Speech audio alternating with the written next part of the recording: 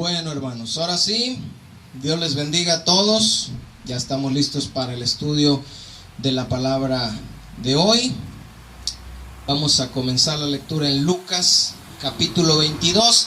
Y el tema de hoy, hermanos, le vamos a llamar Jesucristo y el misterio de las 4 copas.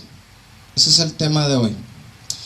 De repente, cuando escuchamos ese tema, y ahorita que se lo comenté a César, me dijo que si se iba a tratar de Apocalipsis, porque cuando escuchamos copas, pues inmediatamente nos vamos a las copas de las que habla el Apocalipsis, pero no está relacionado con eso. Está relacionado con lo que hemos venido viendo de la Pascua judía y la Pascua cristiana. Hemos visto, hermanos, el significado y el cumplimiento profético de muchas cosas que los judíos practican durante la Pascua. ¿Se acuerdan? El cordero, una de las cosas. Las hierbas amargas, ¿se acuerdan qué significan? El agua con sal, que ellos utilizan también durante la cena. El huevo cocido, la ensalada de manzana con nuez y canela que le ponen ahí, que simboliza mezcla con la que hacían los ladrillos. Los panes sin levadura, que eran envueltos en telas, que simbolizan cuando los sacaron así sus masas sin leudar, cuando salieron de Egipto.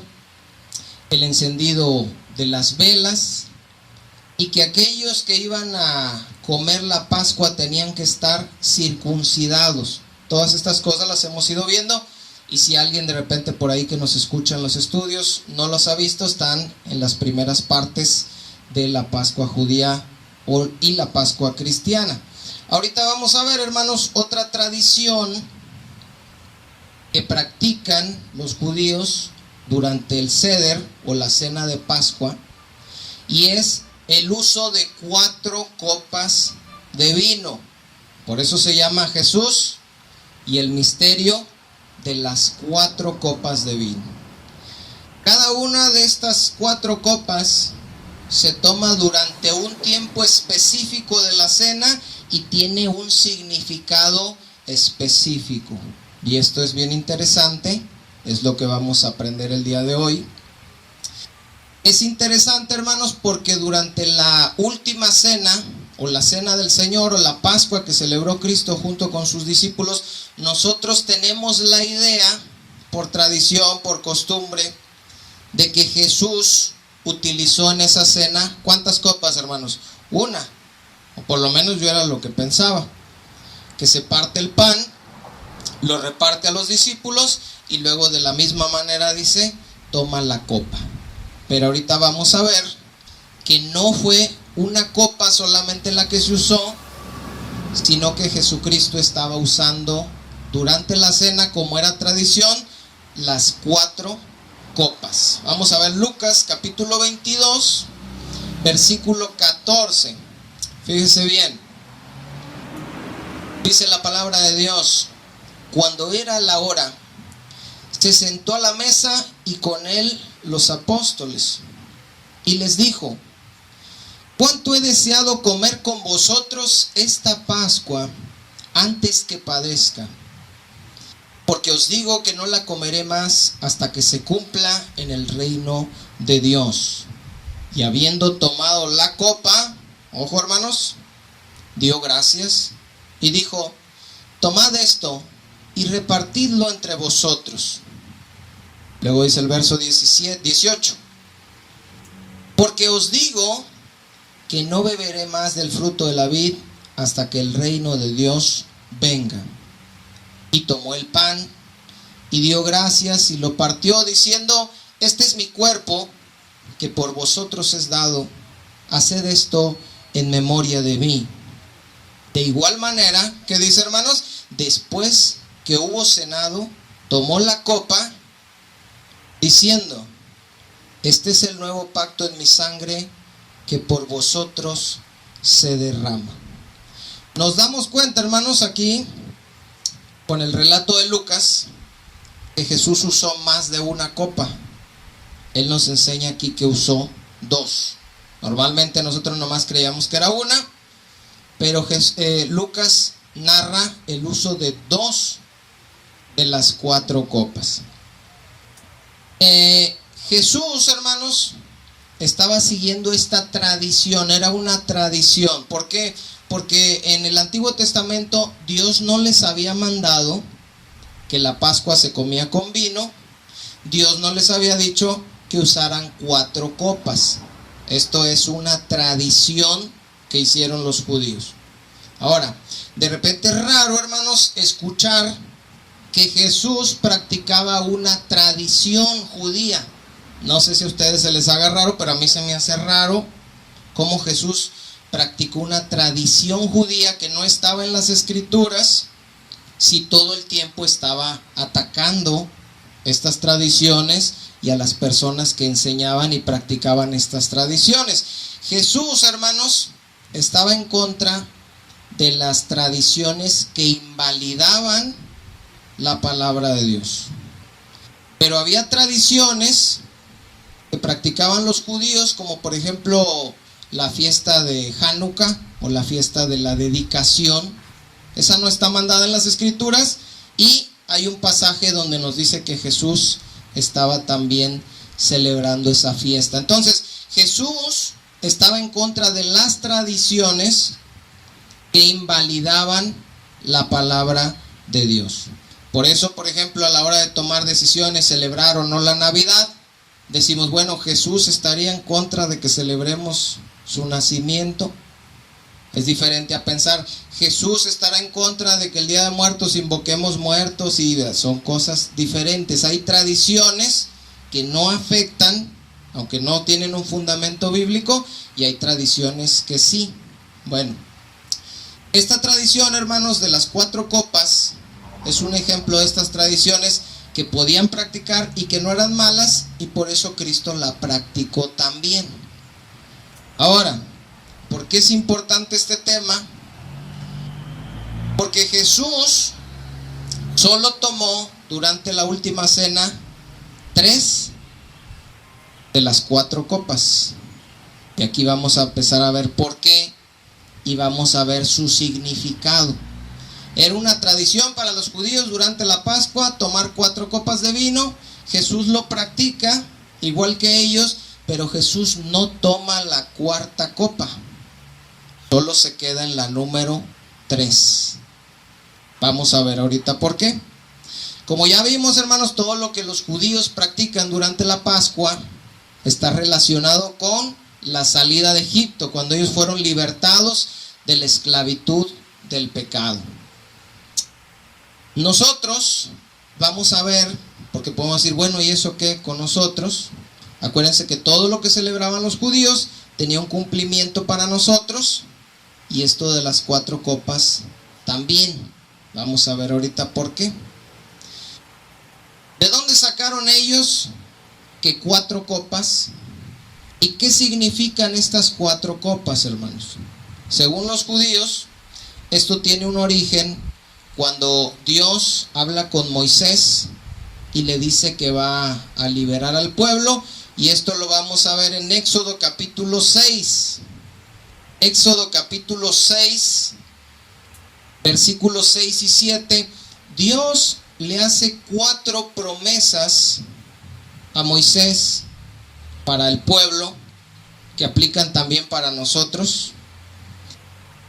Y de estas 4 promesas se utiliza un verbo por cada una de las promesas, y esos verbos son los que representan cada una de las copas que se toman durante la Pascua. Fíjense bien, ahorita me va a entender un poquito mejor. Éxodo capítulo 6, versículos 6 y 7. Fíjense bien, la vamos a ir contando aquí. Dice Dios: por tanto, dirás a los hijos de Israel: yo soy Jehová, y yo os sacaré. Ese es el primer verbo, hermanos, en la primera copa. De debajo de las tareas pesadas de Egipto, y os libraré. Esa es la segunda copa, de su servidumbre. Y os redimiré. Esa es la tercera copa, con brazo extendido y con juicios grandes. Y os tomaré. Esa es la cuarta copa, por mi pueblo, y seré vuestro Dios, y vosotros sabréis que yo soy Jehová vuestro Dios, que los sacó de la tierra, de las tareas, pesadas de Egipto. La primer copa, hermanos, y el primer verbo es la promesa, y yo os sacaré. Cuando empezó la cena, y Lucas nos dice que Jesús tomó la copa, esa era la primer copa que él tomó. Se le llama a los judíos la copa de la bendición. Jesús la toma cuando empieza la cena. Y esta copa representa, hermanos, que Dios sacó a su pueblo de Egipto. Los separó de entre ellos, de su idolatría, de sus tradiciones y de la vida que vivían en esclavitud. Dios los sacó. Para nosotros, hermanos, esto tiene un cumplimiento, porque por eso lo estamos estudiando. La primer copa representa para nosotros que Dios nos sacó también del mundo, nos sacó de la idolatría, nos sacó de donde estábamos en esclavitud del pecado, nos sacó de las tradiciones, nos sacó de la amargura, nos sacó de la desesperación, nos sacó de un montón de cosas, hermanos, que eso representa esta primer copa. ¿Y qué es lo que significa la palabra santificar? Dios nos santificó. Eso no quiere decir, como lo entendemos, que seamos santos y que seamos perfectos, sino que Dios nos sacó de lo que éramos, nos sacó de la idolatría, nos sacó de la hechicería, nos sacó de todos los lugares en donde nos pudiéramos encontrar, en el alcoholismo, en adulterio, en fornicación, en un montón de cosas, que por eso decíamos ahorita en la alabanza, lo importante de darle gracias a Dios por lo que Él hizo por nosotros, porque Dios nos sacó. Dice Juan capítulo 16, Juan 17, 16 y 17.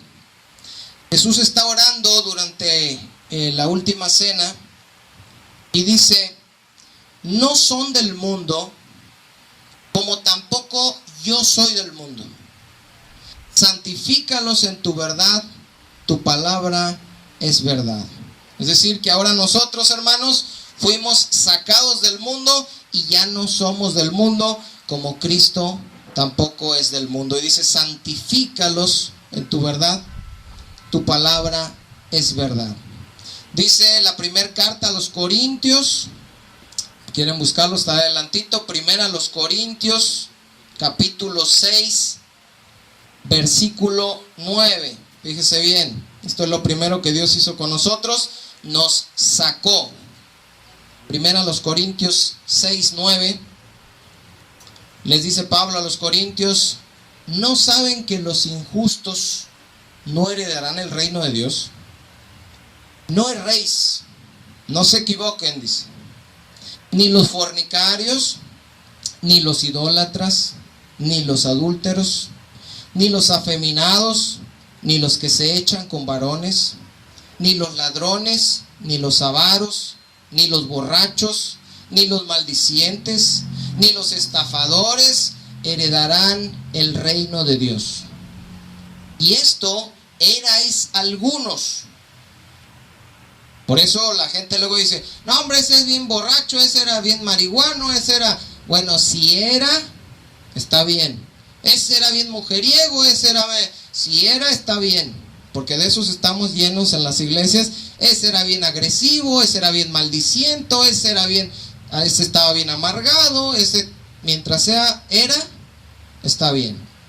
Dice aquí la Biblia, esos ya no van a entrar, dice, y esos, dice, éramos algunos, mas ya habéis sido lavados, ya habéis sido santificados, ya habéis sido justificados en el nombre del Señor Jesús y por el Espíritu de nuestro Dios. ¿Se fija? Eso es lo primero que Dios hizo con nosotros. Nos sacó del mundo, nos santificó, nos libró de todo eso que nosotros éramos antes.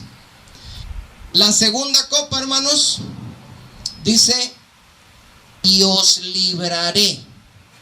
La primera es los voy a sacar, la segunda es los voy a librar.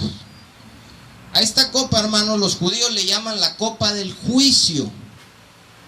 Con esta copa ellos empiezan a leer pasajes del Éxodo y le empiezan a explicar a los hijos el significado de las comidas. Y se hace un ritual, hermanos, de preguntas y respuestas entre los hijos y el padre. ¿Por qué estamos aquí? ¿Por qué celebramos esto? ¿Qué pasó en Egipto? Durante esta segunda copa, hermanos, los judíos mencionan las 10 plagas. Toman de la segunda copa una gotita por cada plaga. Y dicen en hebreo, el río en sangre, y la ponen en una servilleta. Y luego las moscas, y ponen otra gotita. Las plagas, y ponen otra gotita. Es una tradición que tienen ellos, hasta que sacan las 10 gotitas de la copa, que significan los juicios que vinieron sobre Egipto para que pudieran libertar al pueblo. El cumplimiento, hermanos, para nosotros de la segunda copa, que es os libraré, significa no solo, hermanos, que fuimos sacados del mundo, como dice la primera copa, sino que fuimos librados de la esclavitud del pecado. Es diferente. ¿Por qué es diferente, hermanos? Porque si nosotros queremos que liberar a un borracho, ahorita le digo a don Agus, ¿sabe qué, don Agus? Vamos usted y yo a esa cantina, y está un borracho, lo vamos a ir a sacar. Y nos metemos y lo sacamos. Pero ¿qué va a pasar después, hermanos? Se va a volver a meter otra vez. Porque de nada sirve que lo saquemos si él no ha sido librado. En este caso, nosotros fuimos sacados de la idolatría, de la hechicería, de las maldiciones, de los pleitos, de los celos, las envidias, de las borracheras, de todo lo malo, hermanos, que estábamos en el mundo.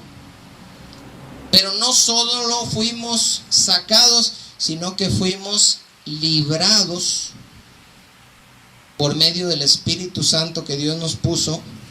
Tenemos una nueva naturaleza, hermanos, donde ya no somos esclavos del pecado, donde fuimos libertados. Acuérdense que dice Juan capítulo 8, versículo 31. Dijo entonces Jesús a los judíos que habían creído en él: si vosotros permaneciereis en mi palabra, seréis verdaderamente mis discípulos, y conoceréis la verdad, y la verdad os hará, ¿qué cosa dice, hermanos? Libres. Le respondieron: linaje de Abraham somos, y jamás hemos sido esclavos de nadie. ¿Cómo dices tú, seréis libres? Jesús le respondió: de cierto os digo que todo aquel que hace pecado, ¿qué cosa, hermanos? Esclavo es del pecado. Y el esclavo no queda en la casa para siempre, el Hijo sí queda para siempre. Así que si el Hijo os libertare, seréis verdaderamente libres. Por eso, para ser libre de la esclavitud del pecado, hermanos, nosotros tuvimos que haber sido libertados por Cristo. No nada más irse a meter a una congregación, sino que Dios debió hacer en nosotros la obra, sacarnos y luego libertarnos para la gloria de su nombre.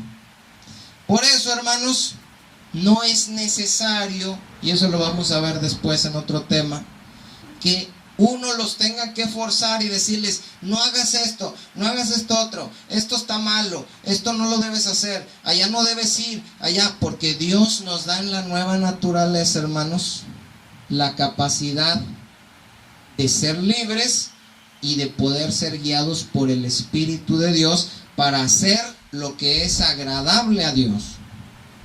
Y cuando vivimos, hermanos, una vida de religiosidad, donde vamos al culto, donde leemos, donde oramos, donde diezmamos, pero no hemos sido libertados y seguimos esclavizados con los mismos pecados, en la misma amargura, en el mismo celos, pleitos, iras, lo que sea, entonces no se sabe si realmente fuimos libertados como Cristo nos liberta de verdad. Llegamos, hermanos, a la tercer copa, y en esta tercer copa dice: y os redimiré con brazo extendido y con juicios grandes. Redimir es rescatar. Redimir era el precio que se pagaba por un esclavo, hermanos.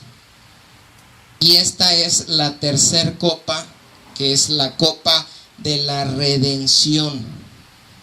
Ojo con esto, porque esta copa, la copa de la redención, es la última que toma Jesús durante la Pascua con sus discípulos. Tomó la primera, la de la bendición, la del juicio, y la que nos narra Lucas, que es la última que él toma, es la copa de la redención.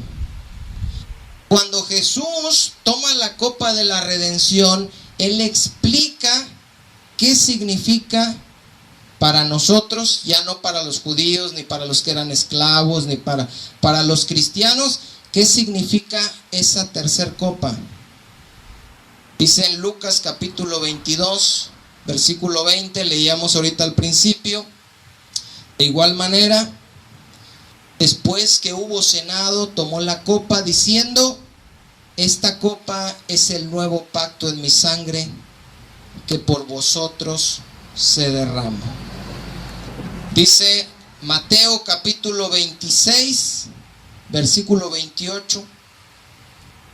Mateo 26, 28, están en la última cena. Jesús toma esa última copa que toma y les dice: porque esto es mi sangre del nuevo pacto, que por muchos es derramada para el perdón de los pecados.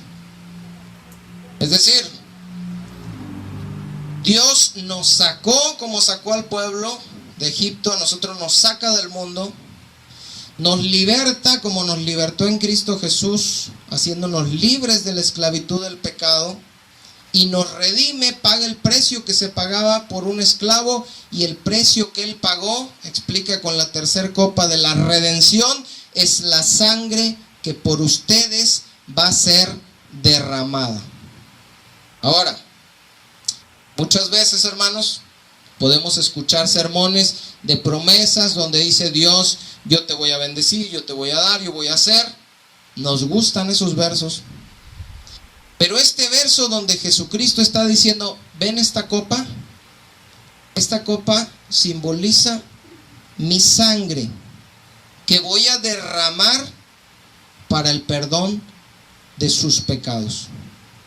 Y esa sangre, hermanos, fue derramada hace 2000 años y sirvió para que nosotros pudiéramos estar aquí y pasáramos de ser enemigos de Dios a ser amigos de Dios, a ser hijos de Dios y a estar justificados delante de su presencia, que como vimos ahorita en Corintio, decía: ni los borrachos, ni los adúlteros, ni los afeminados, ni ahí puede ponerle usted la lista infinita, y en esa lista incluye el pecado en el que usted vivía en su vida pasada. Después de que Cristo derrama su sangre por nosotros, todo eso, hermanos, se borró. Todos nuestros pecados, toda nuestra vida pasada quedó borrada. Ahora, Jesús, cuando toma el pan dentro de la cena, y esto acuérdense que les dije que lo estábamos viendo porque vamos a concluir esta serie de estudios al tomar la cena, hermanos. Por eso nos estamos preparando con esta palabra. Jesús, con el pan sin levadura de la Pascua y con la tercer copa, le da inicio a un nuevo pacto. Y para nosotros el rito ya no es con el cordero, las hierbas amargas, el agua con sal, el huevo cocido, la primer copa, la segunda copa. Para nosotros, hermanos, ya únicamente quedan dos elementos: el pan y el vino. su cuerpo y su sangre. Su cuerpo que fue molido por nuestros pecados y su sangre que fue derramada para el perdón de ellos. Eso es lo que simboliza la cena del Señor, que también lo vamos a ver en otro estudio, hermanos. Nos regresamos, hermanos, a la última cena para ver que Jesús se queda en la copa número 3. Van a decir, ¿cómo sabes que no tomó la cuarta copa? ¿Y por qué es tan importante que no tomó la cuarta copa? Los judíos, hermanos, durante la Pascua cantaban los salmos 113 al 118.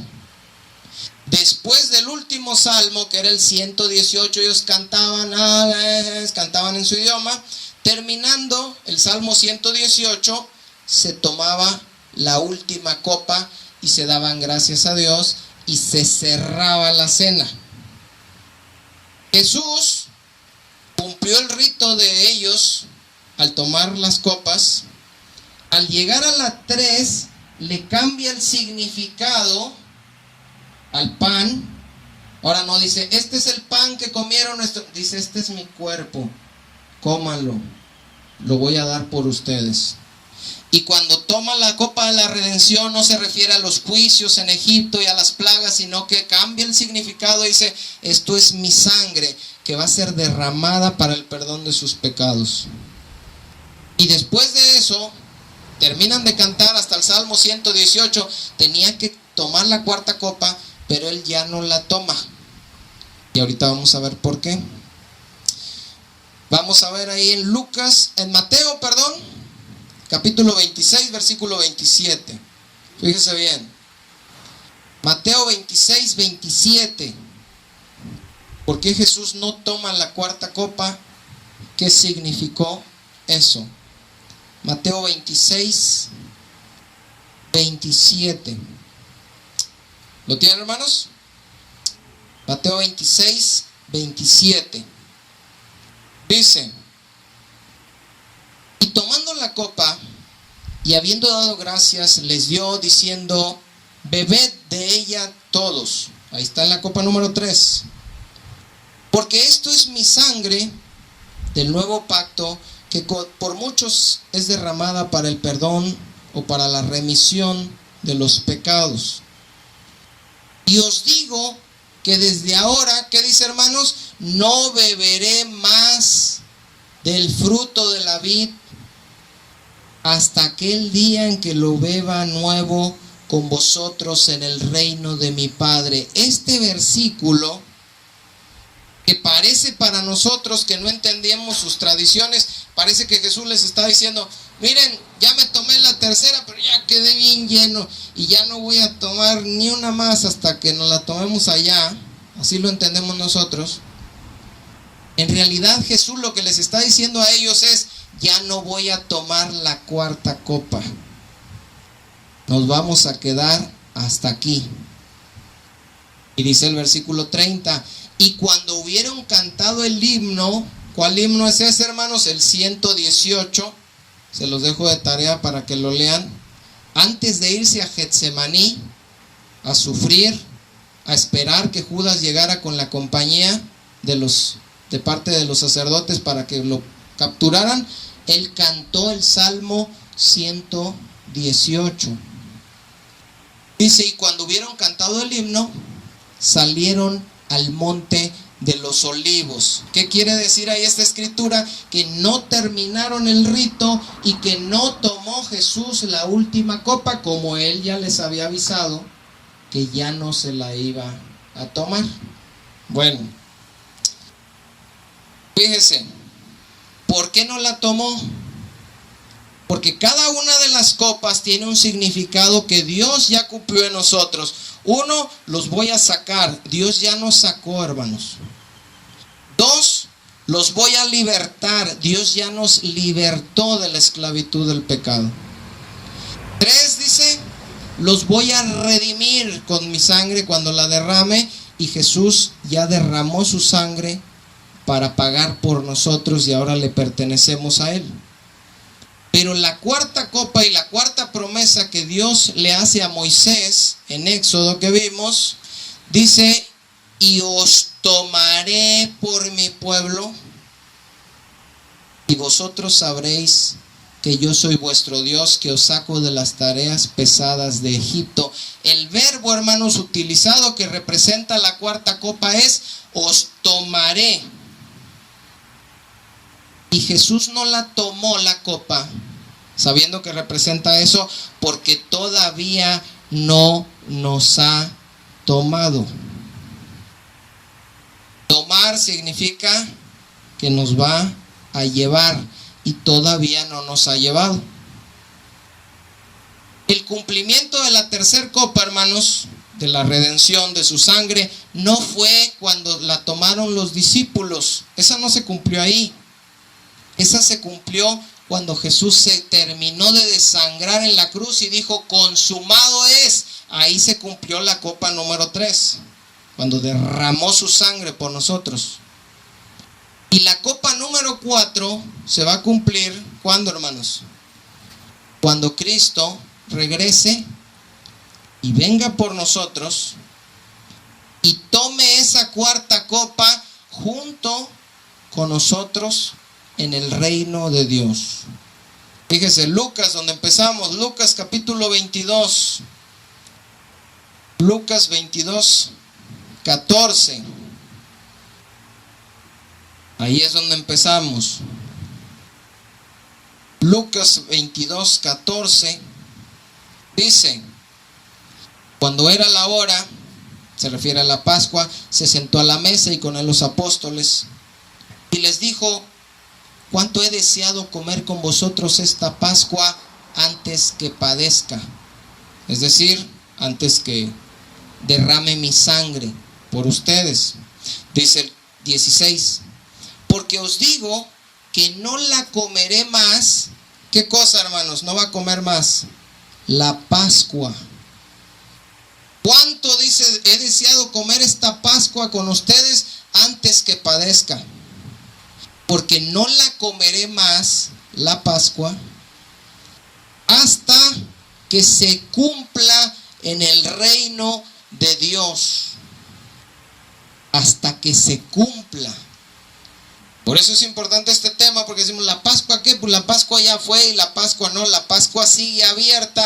Jesús la dejó abierta cuando no tomó la cuarta copa y estamos esperando la consumación de esa Pascua, que se cumpla cuando Él venga, nos tome, que es lo que significa la cuarta copa, y la beba junto con nosotros en el reino de Dios. Por eso no tomó la cuarta copa, porque no se ha acabado el plan, todavía falta esa parte. En el Antiguo Testamento, hermanos, se anuncia un banquete. Ahorita vamos a leer un verso para que vean. Y en el Nuevo Testamento se anuncia otro banquete, que en el Nuevo Testamento se conoce como las bodas del Cordero.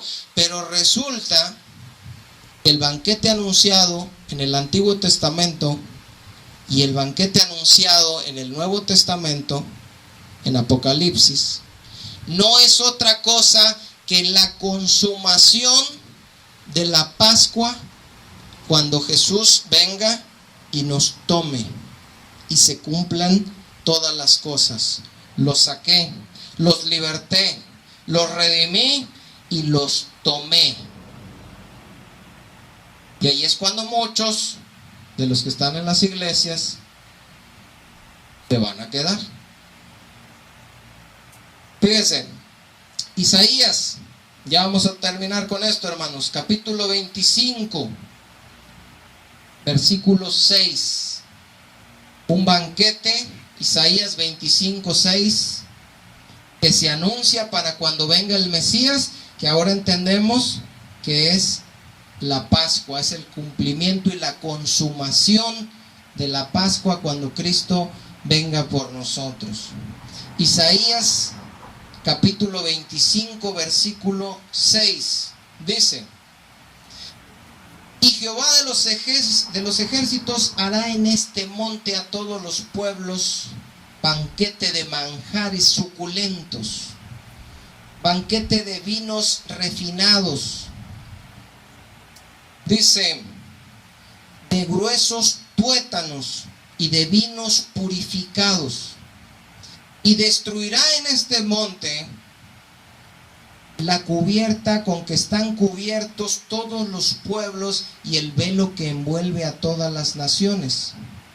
Destruirá la muerte para siempre. Fíjese bien, está hablando de ese tiempo cuando venga Cristo. Ahorita la muerte no está destruida todavía, por eso todavía con el coronavirus y todas las cosas la gente se sigue muriendo. Aquí está hablando del tiempo cuando Cristo venga y cuando todos los muertos resuciten. Dice, destruirá la muerte para siempre y enjugará el Señor toda lágrima de todos los rostros, y quitará la afrenta de su pueblo de toda la tierra, porque Jehová lo ha dicho.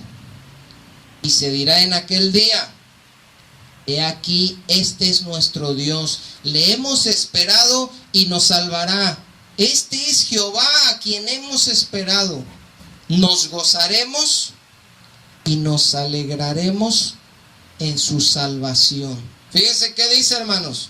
Nos gozaremos y nos alegraremos en su salvación. Por eso, hermanos, el rey David, cuando estaba pasando por un momento difícil en su vida, le ora a Dios y le dice: devuélveme el gozo de tu salvación.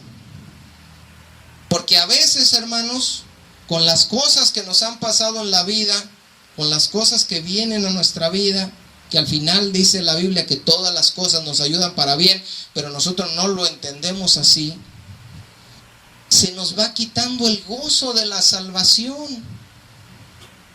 Y decimos: bueno, sí, Cristo murió, y sí pagó por mis pecados, y sí me salvó, yo era así, y sí, pues sí, y sí va a venir, y yo lo espero, pero como que eso ya no nos produce el gozo, hermanos.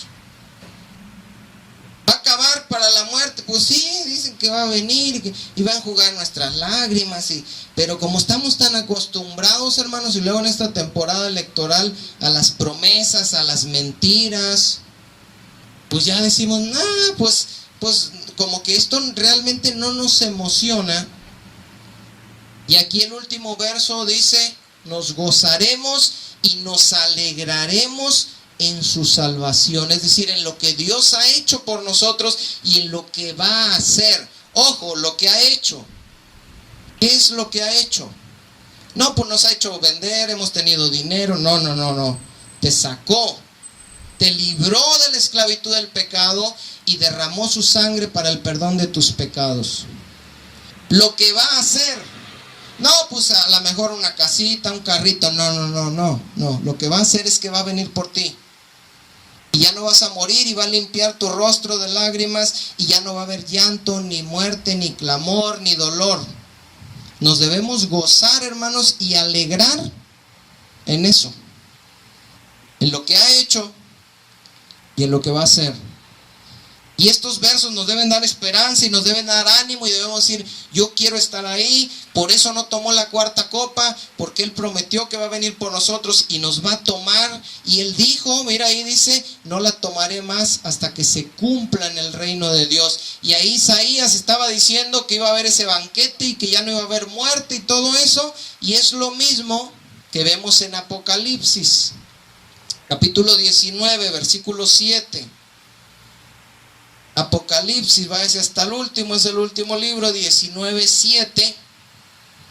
Isaías terminó diciendo: nos gozaremos y nos alegraremos en su salvación. Fíjense lo que dice Apocalipsis 19:7. Los voy a esperar tantito. Apocalipsis 19:7. Me dicen amén si lo encontraron, hermanos. ¿Qué dice? Gocémonos y alegrémonos. ¿No es lo mismo de Isaías? Es lo mismo de Isaías. ¿En qué nos vamos a gozar y en qué nos vamos a alegrar? ¿Qué es lo que nos debe traer gozo, hermanos? Y démosle gloria, porque han llegado las bodas del Cordero y su esposa se ha preparado, dice.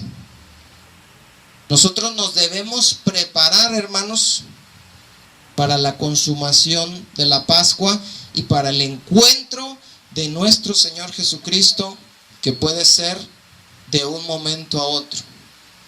Vamos a leer por último Juan capítulo 14.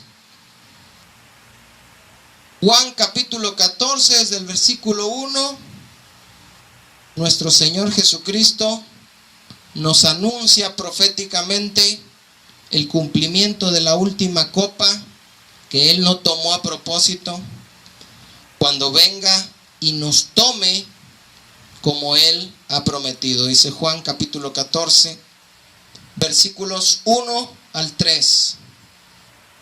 No se turbe vuestro corazón. ¿Creéis en Dios? Creed también en mí. En la casa de mi Padre muchas moradas hay. Si así no fuera, yo os lo hubiera dicho. Voy pues a preparar lugar para vosotros. Y si me fuere y preparar el lugar, vendré otra vez. ¿Y qué dice, hermanos, la cuarta copa?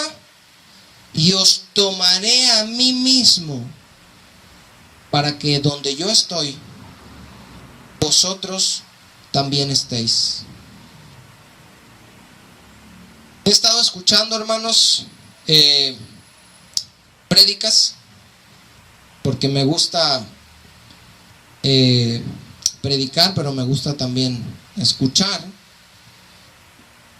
Y he notado algo, y es de parte de dicho por los mismos pastores en las enseñanzas, el desánimo, hermanos, de muchos cristianos.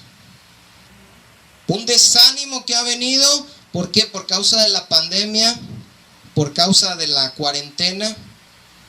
Según lo que enseñan, se dispararon la violencia intrafamiliar, se disparó la violencia en general, se dispararon los suicidios, los feminicidios, la depresión y un montón de cosas, hermanos. Ese efecto lo está teniendo el mundo. Y nosotros, aunque somos cristianos, y aunque no somos del mundo, y aunque fuimos libertados del pecado, y aunque tenemos la palabra de Dios llena de promesas para nosotros, y aunque tenemos el Espíritu Santo, de todas maneras, parte de todo eso, ya de un año, nos ha afectado, hermanos. Y no es a nosotros nada más, es en todo el mundo. Ha venido un desánimo, la gente se ha ido de las iglesias, hermanos. En muchas ocasiones es porque les han predicado un falso evangelio, de todo te va a ir bien, donde no te vas a enfermar. Se les enfermaron los familiares, perdieron los trabajos, les pasaron muchas cosas, que la gente se fue. Pero también mucha gente que ya tenía años y que era fiel y todo, se ha caído en el desánimo, hermanos. Como que ya no, pues ahí estoy, pero no, la verdad. Y uno escucha la palabra y no siente uno esa emoción que uno podía sentir hace tiempo. ¿Por qué? Porque como les dije, que dijo el rey David, hemos perdido el gozo de su salvación.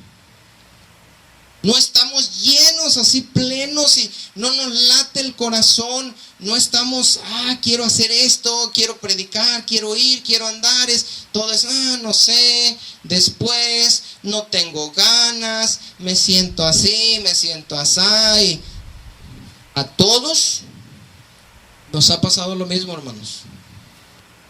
Y todos hemos pasado por diferentes circunstancias durante este año. Pero Dios nos da la capacidad para poder seguir adelante, hermanos. Nos da la capacidad para podernos levantar y para poder decir, es cierto, no está bien, yo me siento apagado, yo me siento desanimado, y pedirle a Dios, hermanos, en oración, que nos ayude. Pedirle a Dios que nos ayude a avivar ese fuego que fue puesto en nosotros. Que como dijo el rey David, le podamos decir al Señor, Dios, devuélveme el gozo de tu salvación, porque yo no me sentía así antes. Y no es que me falte nada, ni que esté en pecado, ni que nada, simplemente que nos vamos, hermanos, apagando. Entonces, vamos a despedir el estudio, hermanos, para los que nos escuchan en internet. Y ahorita nosotros hacemos una oración aquí por cada uno de ustedes. Por lo pronto, a los hermanos que nos escuchan en internet, gracias por suscribirse al canal, por compartir el video, por darle me gusta. Y nos vemos, como siempre les digo, primeramente Dios, en el próximo estudio.